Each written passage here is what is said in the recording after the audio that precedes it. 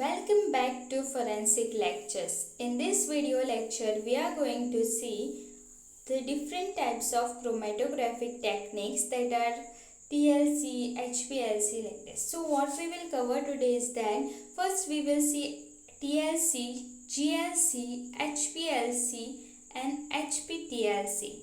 So let us see first what is thin layer chromatography. So thin layer chromatography is a method of analysis it is a method of analyzing the mixtures means what whichever compound which are there, it will be present in the different mixture form, right? More than two atoms like that. Yes, so by separating the compounds in the mixture, we are going to determine what type of different compounds is present in a particular mixture.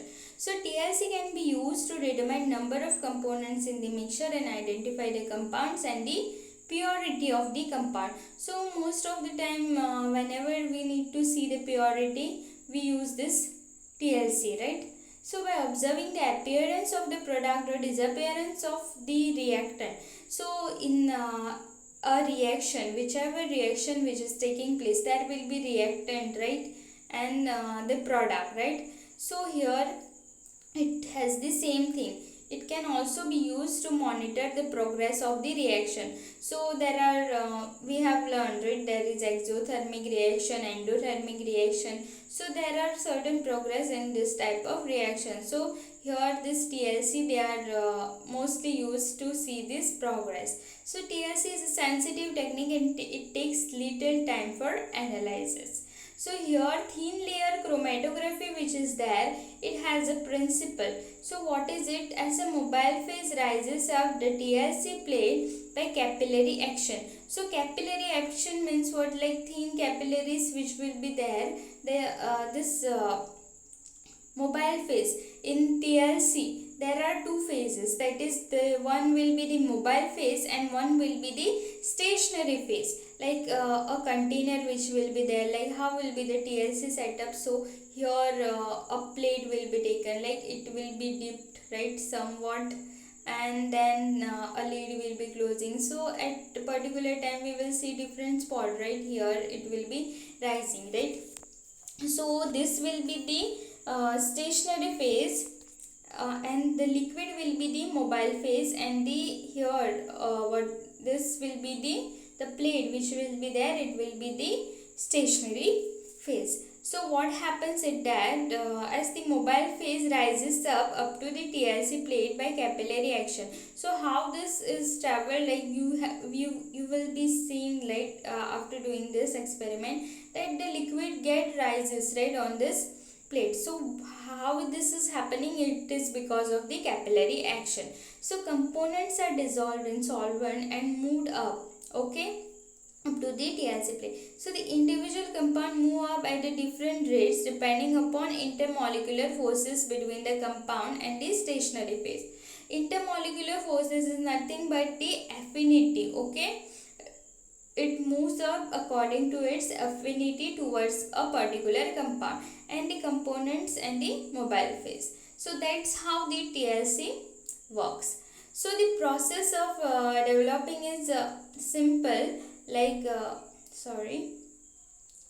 here it will see like the compound developing the container preparation, like we have to take the container, or we can say especially in the labs, most of the time when you have performed it in your 12th standard or like that we have used the beaker, right, transfer into the container with 0.1 centimeter depth from the bottom, right? So the TLC plate preparation is also like it will be the commercially obtained 5 to 20 centimeter in size, prepared with necessary size line, like bottom it will have a pencil as a part should be spotted like this, a plate, right, 1 centimeter above the spot should be there.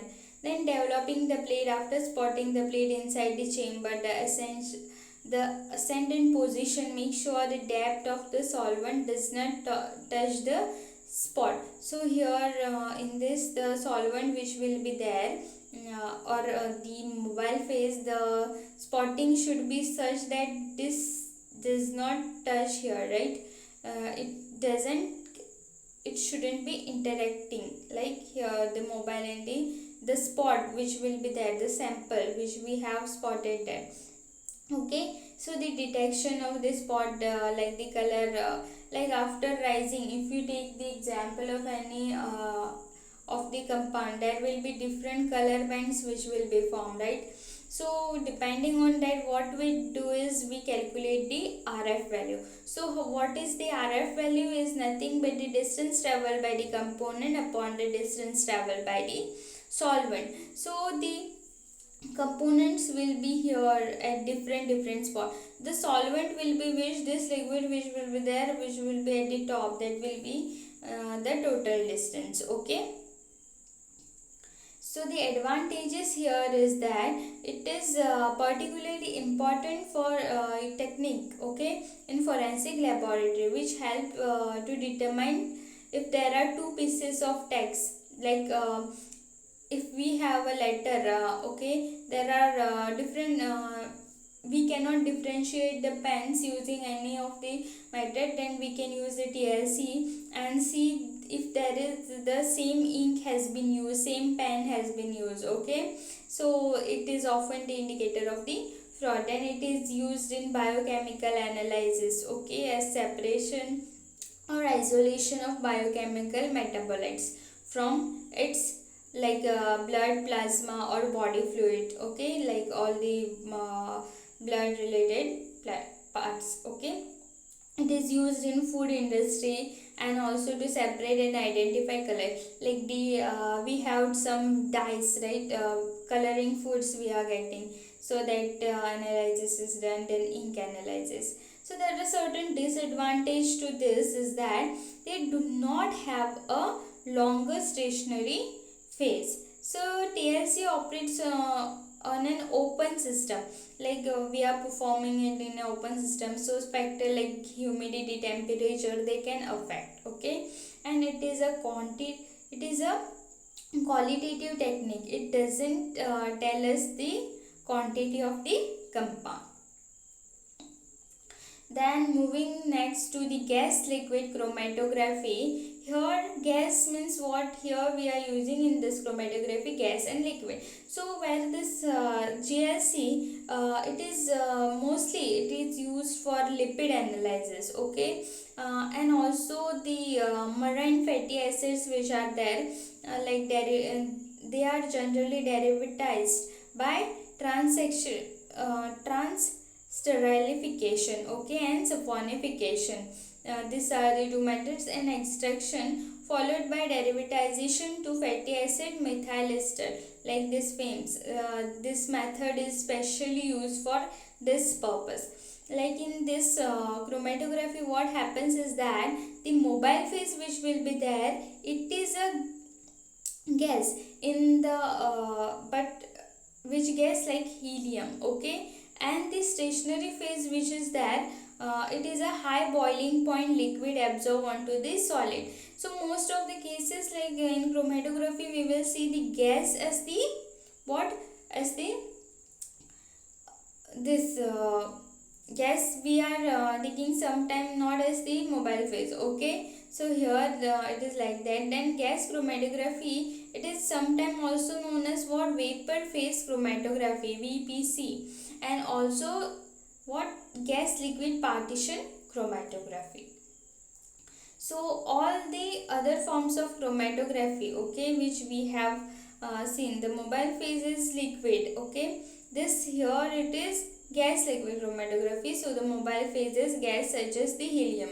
Okay, and the stationary phase is high boiling liquid absorb onto the solid. Okay, so the principle here is that the equilibrium of gas chromatography is partitioning, and the component of the sample will partition, that is it will get distributed between what, two phases, that will be what, gas and the liquid. Okay, so the stationary phase and the mobile phase, that are there.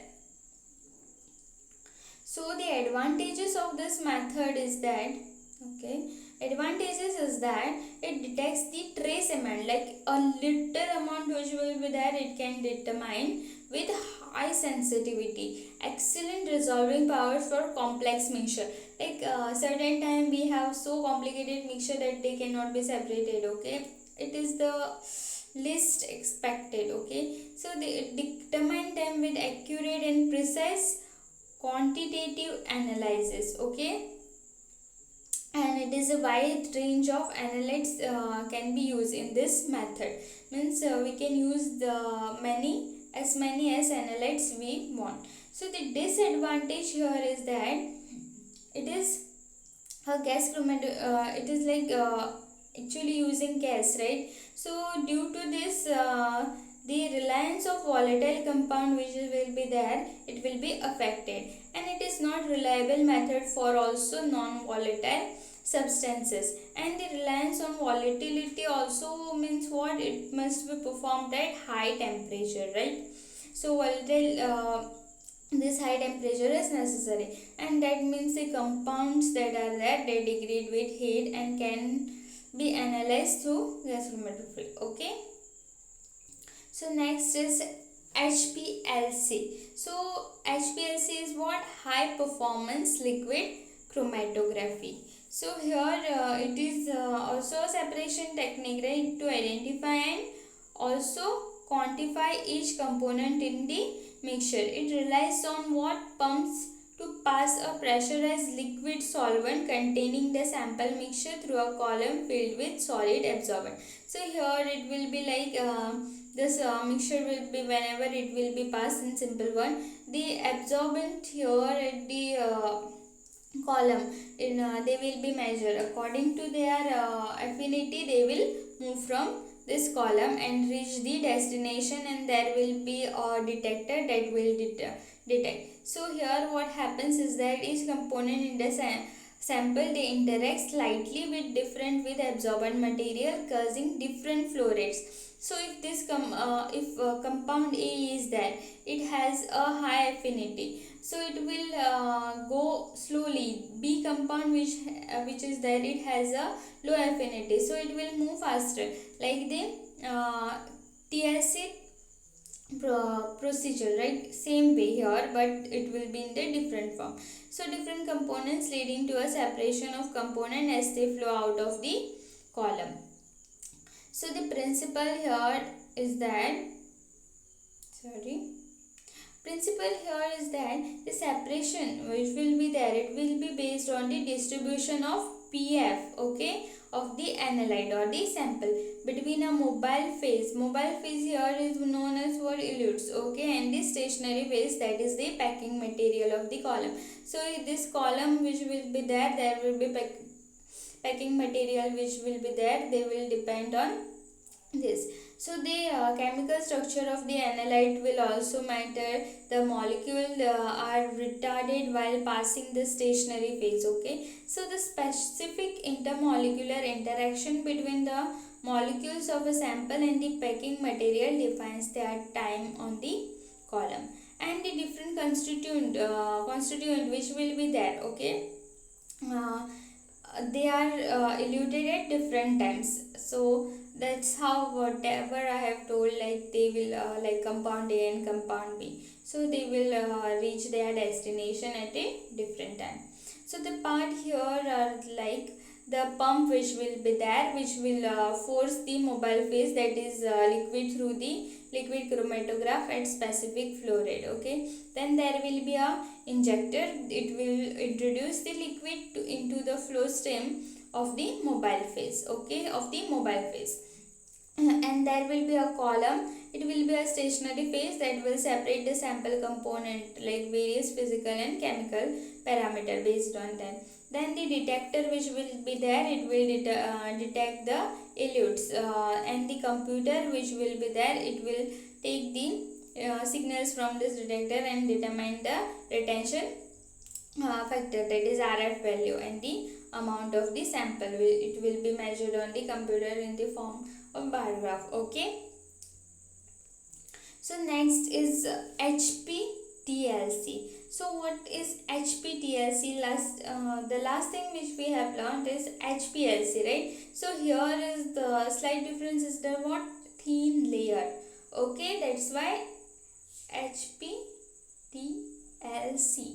Okay, so it is also a automated and sophisticated form of what? Thin layer chromatography. It is different. Okay, so with the superior and advanced separation efficiency and detection limits, and is often exceptional alternative to a high performance liquid chromatography and also to a gas chromatography. So this technique is also known as what? Flat bed chromatography or as planar chromatography. So the principle here is simple, like it works on the principle same as the TLC only, but here separation is the adsorption. Okay, so the mobile phase solvent flows through the capillary action, the analyte moves according to the different affinities, like same as TLC, right? And the higher affinity compound travels slower towards the stationary phase, and low affinity compound travel rapidly or faster, okay, on the chromatograph plate, and then they are separated. So here the process is like the sample which will be there. The first we need to do the sample preparation. It requires what? Highly concentrated solution. Why? Because there are less sample quantity needs to be applied at that time. So the plate solvent must be non-polar, okay, of the volatile type. So polar solvent which are there, they are commonly used to dissolve sample for reverse phase chromatography. Okay, so always we have to use what? Non-polar. Okay, then selection of the chromatographic layer. So there should be a precise way to select this. Okay, so HPTLC is available in the form of very fine particle size like silica gel. Okay, pre-coated with which is widely used as the adsorbent. Okay, this silica gel pre-coated plates are used. Okay, so this pre-washing to water vapors and this pre-washing should be there, before using any equipments in laboratory, we do this washing, right, with distilled water or anything, so that there is no mixture or anything which will affect our experiment, right? So pre-washing should be there, like it is a type of cleaning, right? Here we are using methanol. Okay, then conditioning, plates are placed in oven before using, for 120 degrees Celsius for 15 to 20 minutes, okay, for conditioning. Then sample application, like the size of the sample is spot should not be greater than 1 mm diameter. So this diameter has to be kept in mind, otherwise it will be a disaster. So there are various methods, in TLC we are using this capillaries, right, for like self-loading capillaries also. Here also we can use that. Then there is also like preconditioning, that is the saturation is necessary for this mobile polar mobile phase. There is no need for saturation for low polarity mobile phases. Okay, so this mobile phase HPLC which is there, it is a trial and error. Okay, through trial and error it is done. The mobile phase of the suitable solvent is it's a selective way. Okay, then chromatographic development is like the thin layer which will be there, it will be developed. So this development method is like high performance. Okay, so here the most common technique is the plate is positioned vertically in an appropriate container with solvent mobile phase. Vertically means what? Like this. Okay, so the mobile phase is generally fed by capillary action. Both sides may produce chromatograph. Okay, so here this plate, both sides, this side also and the back side, they will produce this chromatograph. Okay, and the detection of the spot and scanning, it will be done with a particular instrument that will be attached to the PC or the computer. Okay, and data recording will be done on the device. And the spots is viewed as the peak wavelength selected, like UV region, like a graph will be there. Okay, so there will be peaks, so these peaks will determine, and the height and the area of the peaks are determined by instrument and recorded as a percentage. Okay, so coming to its uses, so what are the uses is that it is useful to determine certain substances like trace amount, then adulteration, drugs. It is also used for the concentration of components, then quantification of markers, dyes, okay, inks, edible foods, okay, all that thing. Then advantages is that there are more than one analyte works on the system simultaneously. So the system of HPTLC which will be there, in that the analytes, like one analyte we have to analyze, so it can be used in multiple form. Then HPTLC, it has no risk of contamination since we are using what, freshly prepared mobile and the stationary phase. Then the disadvantages is that it is a shorter separation, and it is a limited number of samples per plate. Like per plate we can use a limited sample to which we are detecting. Okay, so that's all for today. Thank you. Do like and subscribe my channel.